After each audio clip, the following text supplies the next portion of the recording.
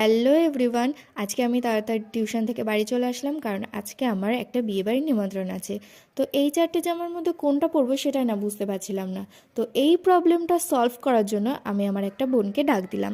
তো ওকে ডেকে আমি জিজ্ঞাসা করলাম যে এই চারটে জামার মধ্যে কোন জামাটা পরলে আমাকে বেশি ভালো লাগবে। তো ও অনেক চিন্তা ভাবনা করলো এবং শেষ পর্যন্ত বলল যে এই জামাটা পরলে নাকি আমাকে ভীষণ ভালো লাগবে। তো ওর পছন্দ মতোই আমি এই জামাটা পরে নিলাম। আর এটা হচ্ছে আমার বিয়েবাড়ির ফাইনাল লুক। তারপর আমরা চলে গেছিলাম বিয়েবাড়ি।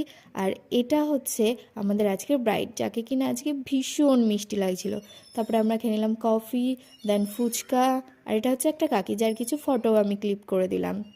এটা হচ্ছে আমাদের ছোট্ট মামা, যার এটা প্রথম বিয়েবাড়ি। তারপর আমরা খানিকক্ষণ বিয়ে দেখলাম, বিয়ে দেখে তারপরে আমরা চলে গেছিলাম খাওয়া দাওয়া করতে। খাওয়া দাওয়া করে আমরা বাড়ি চলে আসলাম। টাটা। Hello everyone. আজকে আমি তাড়াতাড়ি টিউশন থেকে বাড়ি চলে আসলাম, কারণ আজকে আমার একটা বিয়েবাড়ির নিমন্ত্রণ আছে। তো এই চারটে জামার মধ্যে কোনটা পরবো সেটাই না বুঝতে পারছিলাম না।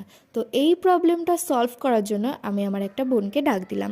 তো ওকে ডেকে আমি জিজ্ঞাসা করলাম যে এই চারটে জামার মধ্যে কোন জামাটা পরলে আমাকে বেশি ভালো লাগবে।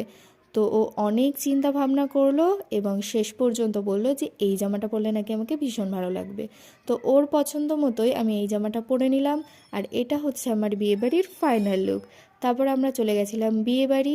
আর এটা হচ্ছে আমাদের আজকের ব্রাইড, যাকে কিনা আজকে ভীষণ মিষ্টি লাগছিল। তারপরে আমরা খেয়ে নিলাম কফি, দেন ফুচকা। আর এটা হচ্ছে একটা কাকি, যার কিছু ফটো আমি ক্লিক করে দিলাম। এটা হচ্ছে আমাদের ছোট্ট মামা, যার এটা প্রথম বিয়েবাড়ি। তারপর আমরা খানিকক্ষণ বিয়ে দেখলাম, বিয়ে দেখে তারপরে আমরা চলে গেছিলাম খাওয়া দাওয়া করতে। খাওয়া দাওয়া করে আমরা বাড়ি চলে আসলাম। টাটা।